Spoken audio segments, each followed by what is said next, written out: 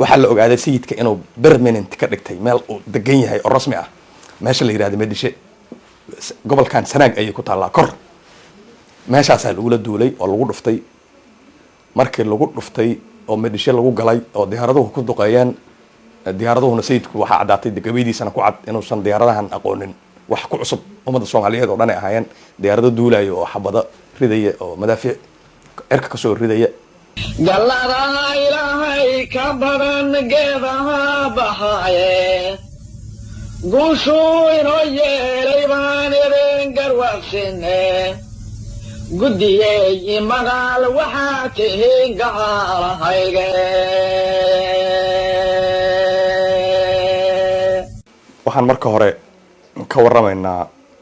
iyadoo la joogo 100 sano guuradii ka soo wareegtay jabkii daraawiishta iyo sayid maxamed cabdulla xasan marka hore soo ifbixiisii kadibna waxaan ka hadli doonaa dhaqdhaqaaqiisii kadibna jabkiisii sayid maxamed cabdulla xasan wuxuu ka yimi marka ay ku aadan tahay 1895 Xijaaz oo dhulka hadda loo yaqaan Sacuudi Carabiya halkaasoo muddo xajna u joogay waxbarasho tacliin sarana u joogay wuxuuna ka mid ahaa culamaa u diin wadamada muslimka Afrikada muslimka ka kala yimid oo Xijaaz ku sugnaa xilligaas oo markii ay dalalkooda ku noqdeenna guluf colaadeed la galay gumaysiga iyo gaaladii dhulkooda haysatay meelaha gulufka ka sameeyeen waxaa ka mid ah Senegal Gambia Mali iyo meelo badan Sudan waa kasii horeysay sanado badan hortii laakiin way isku soo gaareen qaar kamid ah dadkii kiciyay shuculadii halganka gumaysla dararka Sudan sida dad la ehla ama mahdigii Sudan uu kamid yahay sayidku markuu ku soo noqday dhulka Soomaalida asagoo ku hubaysan afkaartii uu ka soo xambaaray Xijaaz oo ahayd anti colonialism in gumaysiga lala dirro asaga awowgii iyo aabihii iyo asagaba waxay deganaayeen dhulkan waqooyiga Soomaaliya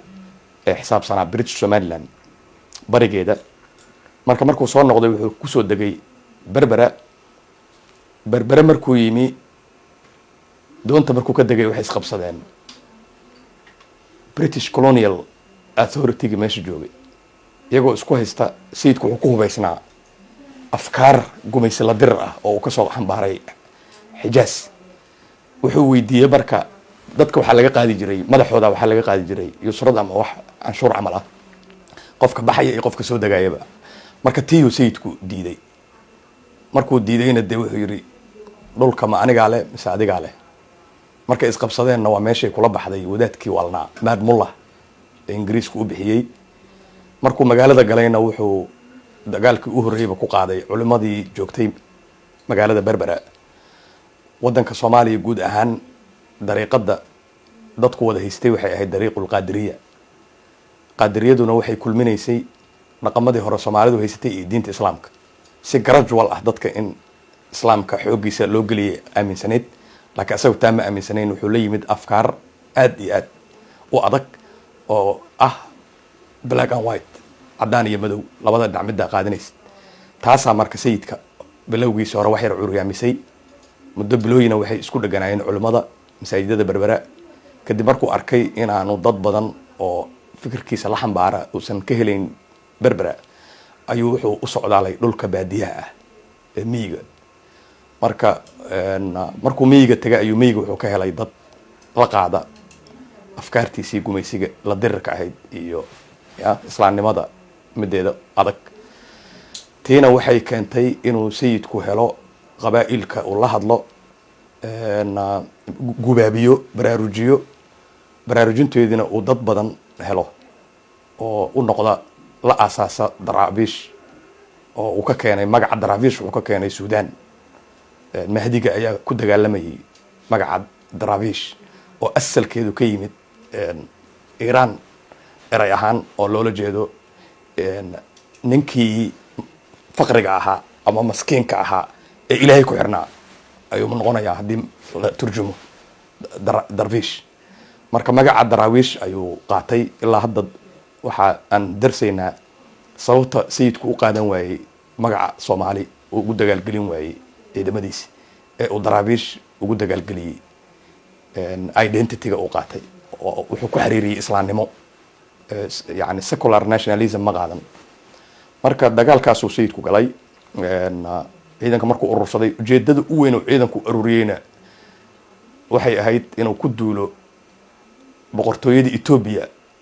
oo si xoog leh ugu soo fiday dhulka Soomaalida har qabsatay intuusan asagu imaan 1995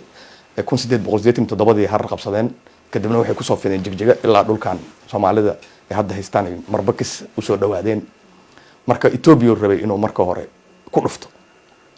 laakiin waxa ka soo hoos galay Ingiriiska oo si qaldan u fahmay qadiyada uu rabo sayidku daraawishna uu asaasay oo rabo inuu ku duulo marka isqabsiga Ingiriiska asaga waxay ka bilaabatay laba nin oo Ingiriiska askartiis kamid ahaa ayaa qoryo ka xaday Ingiriiska waxayna ula goosteen sayidka daraawishtiis isagoo bilaaw ah oo qori aruursi iyo tababar ay ku jira markay u geeyeen qoryihii way ka iibsadeen kadibna duurkay sii galeen qabiiladoodii ku laabteen marka Ingiriisku governatorihii fadhiyay Berbera warqad ayuu sayidka u qoray uu leeyahay soo celi qoryahaas sayidkuna warqadda dhinaceedii kale ayuu afcarabi ku qoray oo dib ugu celiyay oo uu handadayo ninka governatorha ahaa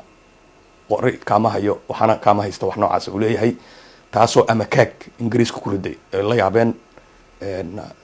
weligood tani la yaabanayeen waxay ahayd qof isku taaga ma aysan arki jirin culimada dariiqada qaadiriyada waxay ku dhaqmaysaa wax ka awood badan haday ku qabsadaan si garajo wala tartiib ah inaad isu arurisid inay tahay oo aadan si toos ah uga hor imaan marka sayidku dariiqada uu watana waxay ahayd saalixiya sheekhiisi oo Xijaas maka ku soo quraamiya wuxuu ahaa Sheekh Maxamed Saalix oo Sheekh Suudaani ahaa marka dariiqul saalixiya la oran jiray dariiqadaas oo way sii jirtay oo wadanka way joogtay laakiin sayidku aspectiga ama dhankeeda anti colonialism-ka uu leeyimi waqooyina waa joogtay koonfurna waa joogtay laakiin sida sayidku u xoojiyay uma xooganeen marka warqadaas khilaafkoodu ka bilowday kadibna Ingiriisku col ayuu ku bixiyay asoon ka fikirayn hadafka sayidku leeyahay aan dirsin fahmin ayaa dagaalkoodu meesha ka bilowday laakiin intaan dagaalada sayidka Ingiriisku bilaaban sayidku dagaalka u horeeyay wuxuu ku dhuftay dagaal weyn ma ahayn weerarka u horeeyay qaado weeraraan oran karnaa meel xirta dariiqada qaadiriye ee deganeed ayuu gabagabeeyay laakiin duulaankiisi ama dagaalkiisi ugu horeeyay oo weynaa oo ugu horeeyay wuxuu ku qaaday Ethiopia wuxuu ku dhuftay jigjiga asagoo ciidan aruriyay diyaarsaday saan ku sheegay tababar galay wixii u habaysan yihiin oo sidoo u bilaabi lahaa ka fakaraya ayaa waxa u yimid qabaa'il kamida qabaa'ilka Soomaalida ee degan aaga jigjiga waxayna u sheegeen inay geeloodii la dhacay arigoodii la dhacay xoolahoodii la boobay oo Ethiopiaanka qaateen Ethiopiaanku waxay sameyn jireen dadka Soomaalida xoolahooda ay xoog ku qaadan jireen ayagoo ku sheegay inay tahay wax canshuur ah laakiin boob ah iyo dhac marka ciidan gaaraya ilaa iyo lagu qiyaasay 2000 ayuu jigjiga ku bixiyay markay jigjiga galeen dagaal ay meesha ka geysteen xoog leh weerar habeenay ku dhufteen dagaal waxa dhacay Ethiopiana ka yaabiyay sayidka ka yaabiyay Ingiriiskana ka yaabiyay rekoorka hadda waxa ku qoran daraawishti 2000 ahayd 600 inay Ethiopiaanka dileen laakiin yaa guuleystay hadii la yiraahdo waxa la qiimeeyay waxa guuleystay sayidka inuu ahaa waayo geeli iyo arigi iyo wixii la dhaco dhan soo dareeriyay uu dib uga soo qaaday Ethiopiaanka wuxuuna ku soo celiyay qabaa'ilkii laga dhacay wixii uga dhintaba uga dhintaan Ethiopiaanka tirada ka dhimatay lama hayo ilaa hadda way qariyeen laakiin mid la hayo oo cadeyn weyn ah waxay tahay in wakiilkii Ingiriiska u fadhiyay magaalada Harar uu la yaabay reportku u soo qoray dawladda Ingiriiska markii la aqriyay aqrina waxa ku qoran inuu la yaabay wixii Harar ka dhacay markii sayidku jigjiga galay oo weerarkiisu koobaad ay tahay waxay ahayd in cabsi xoog leh ay qaadeen Ras Makanan oo meesha xukumayay governor Ethiopiana ka ahaa iyo Ethiopiaanka joogay xitaa cabsida gashay inay ku jirtay inay carruurtoodii hubayeen si ay u tusaan inay yihiin dad hubaysan oo awood ku leh magaalada Harar cabsi ilaa heerkaas oo Harar xataa ku qasbi gaartay inay dib uga laabtaan ayuu sayidku geystay oo haddii duulaankaas jigjiga uu soo xoojin lahaa qabaa'ilka Soomaaliduna si dabageli lahaayeen oo Harar xataa ka kicin lahaa laakiin de markuu kasoo laabtay jigjiga wixina soo xaliyey markaa kadib ayaa weeraradii ingiriiska iyo isaga bilowdeen weeraradaasoo etoobiyana kusii xoogeysatay ummadda soomaalidana kusii daciiftay gumaysiguna isku sii ballaariyey sayidku markuu ciidamada isku dubaritay wixiisii fariistay meel markii hore buuhood lagu dhow wuxuu bilaabay inuu warqado qoro shaqadii u horreeyay bilaabay waxay ahayd inuu qabaa'ilka soomaalida warqado u qoro warqadihii u horreeyey beeshii u horreeyey warqado u qoro waxay ahayd beesha cidagale oo uu dalbaday inay dadkana hanuuniyaan ummadaha kale qabaa'ilka kalena usoo hanuuniyaan halgankiisana qayb ka qaataan sababta ugu dirana si deliberate ahaydoo cidagoluhu waxay ahaayeen dadkii saldanada beesha isaaq oo dhan madaxda ka ahaa xilligaas laakiin warqadda ugu qiimaha badan oo sayidku qoray uguna ballaaran uguna bog badan tiro badan waa warqadda uu diray beesha biimaal ee degan koonfurta wadanka oo jawaab uu ka jawaabayana ahayd warqad ay isaga usoo qoreen ayagoo talyaaniga la xarbinayay ay weydiisteen inuu hubna ku garab galo saacidana wixii ku saacidi kareen iskaashadaan actually warqad noocaas ay usoo qoreen warqadii uu ka jawaabay marka waa warqadda ugu caansan wixii warqado uu qoray warqado aad u fara badan uu qoray waxaa la yidhahdaa rixlat albimaal ya warqadaas uu qoray soo gaadgaraynaya sida loola dagaalayo meesha lagala dagaalayo adi wax dhidhagtig camal aheedoo oo cilmiyeynayo halganka uu suuraynayo idea iyo fikrado uu siinayo sida loola dagaalo waana ku aflaxeen dee waana soo xoojiyeen ciidamay xataa ka dalbaday usoo direen inkasta oo arinta murugada le ay ahayd mar ay 200 oo ciidan usoo direen ciidankii usoo socda oo galaadime la yirahdo soo maray hadda dhulka Ethiopia gudaha ku jirtaa in dad qabiilo ah oo dhulka degan oo sayidka la dirsanaa ay 83 qof oo biimaal meesha ku laayeen oo sayidku sii socday marka warqadaha sayidka qoray beelaha Soomaalida oo dhan uu qoray wuxuu warqado u qoray xataa oo hadda ay yaalaan Kenya National Archive-ka kaydka gumaysiga Ingiriiska lagu kaydiyay Kenya Nairobi yaalaan wuxuu u qoray qabaa'ilka Soomaaliyeed ee degan NFD hataa warqado uu qoray Soomaalida koonfurta waa u qoray waqooyi waa u qoray galbeedka waa u qoray dhulka Soomaalidu degto dhan uu wacday oo dadka u qoray marka si ay ugu soo biiraan wixii ku soo darsoomi kara ku soo darsoomaan marka duulaankiisii markuu sii xoogeystayna Ingiriisku wuxuu qaaday 4 duulaan oo expedition waxay u bixiyeen 4 jeer ayay abaabuleen inay wax ka qabtaan 20 sano halgamay 4 jeerna waa lagu fashalmay waayo sayidku istaraatiijiga military oo ku dagaal galo waxay ahayd ku dhufo oo ka dhaqaaq yani ciidanka Ingiriiska marka la soo saaro inuu dhaxda intuu u galo ku dhufto asaas isku qabsadaan dhowr saac la israfiyo ama Ingiriiska laga adkaado marna asaga laga adkaado saas ahayd ma lahayn sayidka ciidan meel u fadhiyo oo lagu soo duulayo oo la ogaamaahan ciidan dhaqaaqay ay ahaayeen marka 4taas duulaan oo labadii hore laga soo qaaday dhinaca berbere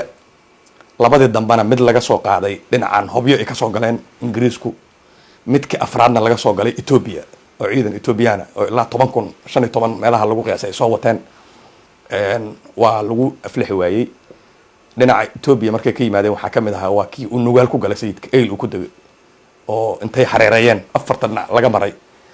oo dhaxda intuu ka booday soo ciidamadiisii wixiisa wata oo eyl galay gabayadiisana uu xataa ku sheegay rafaadka uu maray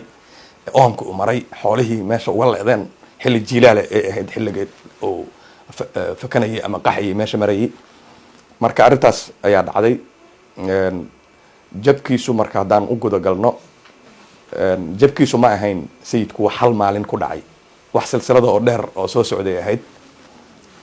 wuxuu ka bilowday jabka sayidka markii sayidku bedelay istaraatiijiyadii military oo uu ku howlgalayay oo uu bilaabay inuu samaysto permanent settlement meel uu degan yahay oo lagu yaqaano oo qalcado uu abuurtay waxaana u waaweynaa labada qalcad u waaweyn oo sameeyay ahayd qalcadda Medishe iyo qalcadda Taleex markay Ingiriiska 4 expedition ay ku fashalmeen waxaa la dejiyay strategy in diyaarado lagu duqeeyo marka duqeynta diyaaradaha ninka dejiyay istaraatiijiyada saxay sayidka in lagu duulo oo diyaarado lagu duqeeyo wuxuu ahaa ninka marka dambe noqon doona wadankan Ingiriiska ra'iisul wasaarihiisa Winston Churchill oo marka 1920kii la duulay ahaa xogayihii dagaalka Secretary of War wadankan Ingiriiska markii diyaaradihii la sahmiyay meelaha uu degan yahay qalcadaha samaystay in diyaarada lagu duulo waxa la ogaaday sayidka inuu permanent ka dhigtay meel uu degan yahay oo rasmi ah meesha la yiraahdo Medishe gobolkan sanaag ayay ku taallaa kor meeshaasaa lagula duulay oo lagu dhuftay markii lagu dhuftay oo madhisho lagu galay oo diyaaraduhu ku duqeeyeen diyaaraduhuna sayidku waxaa caddaatay gabaydiisana ku cad inuusan diyaaradahan aqoonin wax ku cusub ummadda soomaaliyeed oo dhan ay ahaayeen diyaarado duulaya oo xabado ridaya oo madaafiic cirka kasoo ridaya marka waa soo fakaday sayidka madhisho waa kasoo baxay wixii uga dhintay iyo wixii uga leedaba wuxuu soo galay qalcadda taleex uu dhowr isbuuc ku jiray ilaa ciidan la kiciyey marka oo la yidhi markan looma baahna in diyaarado la kiciyo waxaa loo baahan yahay inay ciidanka kasoo baxaya berbere iyo sheekh ay hareerayaan marka ay taleex ku hareerayaan waa la hareeriyey marka sayidka ingiriisku markaas wuxuu wataa horena u watay ciidamo hindi ah wuxuu watay ciidamo madow afrikaan ah oo uu zimbabwe iyo meelahaas oo dhan uu gumaysanayay uu ka keenay markii la hareereeyey dhowr habeen lagu hareereysnaa madaafiicna lagu garaacayo asna isdifaacayo oo 9 habeen xabadu socoto si goos ah habeenka uu baxsan doono habeen ka horreeyay waxaa soo fakaday oo sayid ka soo fakaday nin adeerkiisa waayeel ahaa iyo wiil yar oo u dhalay oo 12 jir ah waxayna isu dhiibeen ingiriiska reportka marka sirdoonka ingiriiska ay ka qoreen ayaa yaala ilaa maanta archive-ka marka adeerkii iyo wiilka ayay wareysteen habeenkii oo ay ka ogaadeen sayidka inta ciidan u haysto inta saanad u haysto inta rasaas u haysto inta hub u haysto tirada askarta la joogto wixii oo dhan sayidkuna waa fahmay mar haddii sirtaas baxday inuusan meesha kusii jiri karin marka habeenkii saqadhexe salaadii subax waa ka baxay dhinaca u marayba la yaaba yihiin ilaa ayaga laftirkoodii ribooradooda haddaa fiiris marka nin dhulka iyo deegaanka aad u kala yaqaano ahaa dhul uu ku dhasho dhex joogay meeluu yaqaano uu ku korow joogay waa soo fakaday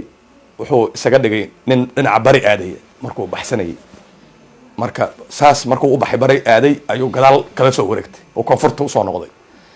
marka raadkiisay ku socdaan waa eryanayaan galaadi ayuu istaagay meesha la yihahda galaadi ilaa maanta waa dhisan tahay dhinacan xadka soomaalida Ethiopia gudahay ku jirtaa galaadiyo biyo ka cabay fardihiisii iyo wixiisina biyo ka siiyey waa sii eryadeen waxay qoreen oo reportkooda ku qoreen